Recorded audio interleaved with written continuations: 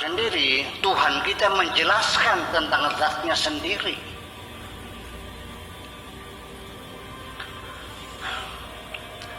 Allah menjelaskan tentang mahiyah, hakikah ilahiyah itu seperti apa.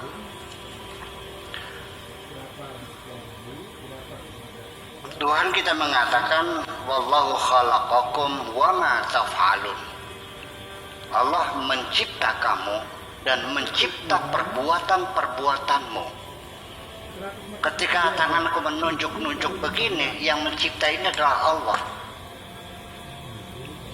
Termasuk gerak hati kita, wa ma yasha'una illa ayyasha Allah.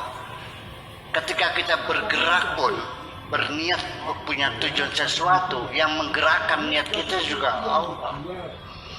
Ketika Allah akan memberikan sesuatu kepada kita, Allah akan menggerakkan hati kita untuk meminta kepada Allah. Inna lillahi wa inna ilaihi raji'un. Wa idza asabat musibatun qalu inna lillahi wa inna ilaihi raji'un. Kita dari Allah dan kita akan kembali kepada Allah. Jadi di mana posisi bergening kita? Kita dari situ dan kita akan kembali ke situ. Tidak ada sesuatu di dunia ini, daun kering pun tidak akan terjatuh kecuali berdasarkan keputusan Allah. Mau menghadap kemana saja, ke utara, ke selatan, ke atas, ke bawah, ke kanan, ke kiri, engkau akan bertemu dengan wajah Tuhanmu. Aina ma tuwallu wujuhakum fasamma wajh Allah. Allah menjelaskan seperti ini. Apa dikiranya kita sedang bertiga berdua? Tidak, bertiga dengan Tuhanmu. Wa ma min thalathatin illa huwa rabi'uhum wa ma min arba'atin illa huwa khamisuhum wa ma min khamsatin illa huwa sadisuhum. Ketika engkau sedang bergerombol bertiga, tidak berempat dengan Tuhanmu. Ketika berempat berlima dengan Tuhanmu. Ini Tuhan menjelaskan sendiri tentang zatnya. Saya tidak merasa puas dengan tulisan-tulisan mereka. Tuhan menjelaskan seperti ini. Ini perlu kita pahami.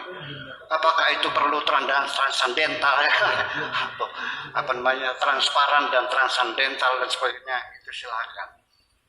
Nah, ketika kita sudah masuk dalam wilayah ketuhanan dan sudah mencapai tingkat yang tertinggi, namanya tingkatnya fana, saya ingin menerangkan dengan bahasa yang mudah saja lah, apalagi dengan bahasa filosofi yang muter-muter yang seperti Pak Habib Hanis membingungkan. Betul, saya setuju. Ya dengan bahasa sederhana aja lah. Apakah Anda sudah fana? Saya mau nanya. Ketika Anda disanjung, Anda merasa senang nggak? Berarti Anda belum fana. Ketika Anda dicaci maki, sakit hati nggak? Masih, berarti Anda belum fana. Dari pagi belum makan, lapar nggak? Berarti Anda masih ada. Bisa membedakan nggak dapat belahi sama dapat rezeki? Masih beda, berarti Anda belum fana. Itu dengan bahasa yang sederhana. Bahwa pada akhirnya tingkat kefanaan kita ini adalah itu baru rasa, juga dengan pikiran dan keyakinan. Ketika apapun yang terjadi tidak ada bedanya. Dapat banyak, alhamdulillah. Dapat duit sedikit, nggak dapat duit, duitnya hilang. Kefanaan rasa. Abul Hasan Asaduli jatuh sakit. Semua orang, para aulia datang dari segala penjuru, beliau diam saja. Akhirnya mereka mungkin kesal juga, didoain kok diam aja, nggak terima kasih, nggak amin kayak. Kami ini datang jauh-jauh Syekh untuk mendoakan Anda. Yang nyuruh kamu siapa kesini-sini? Memang Anda nggak mau sembuh? Sebenarnya kalau kita masih cari pasar apa Anda mau sakit? Enggak juga.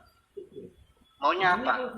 Saya tidak memilih sakit dan tidak memilih sembuh. Apapun yang menjadi keputusan Tuhanku, sami'na wa ata'na ghufranaka rabbana wa ilaikal masir. Ini kan Al-Quran. Itu setelah diteliti menjadi mazhab-mazhab akidah. Asy'ari, Maturidi, sifat Tuhan aja ada yang 20, ada 23, 13 ya, 13 Maturidi, Asy'ari 20, nanti Mu'tazilah sifat hingga. Itu kan mereka mendeskripsikan Tuhan dengan pikiran mereka. Jadi ilmu tauhid itu ilmu bukan ilmu agama, ilmu budaya, ilmu budaya hasilnya dari orang semacam itu. Jadi nanti fana yang terkenal oleh Habib Cinta ini ada fana al-farq, ada fana al-jama'. Itu istilah saya temukan di kitab Iqadul Himam, syarahnya Al-Hikam Junaidi. Ada jama', ada farq dan jama', antara jalal dan jamal, itu semacam itu saya baca juga hanya sebatas untuk memperluas wawasan aja lah, tapi yang saya yakini benarnya Al-Quran. Nanti ada lagi jamul jami. Kalau jamul jami itu dari ini istilah Qamus al-Muhyiddin, itu dalam bahasa Arab itu kalau titik namanya jama, kalau jim itu jim ini jama, kalau jim ini jamul jami. Jadi dalam bahasa Arab itu tariqun jamanya turukun, lalu jamannya dijamakkan lagi turukot.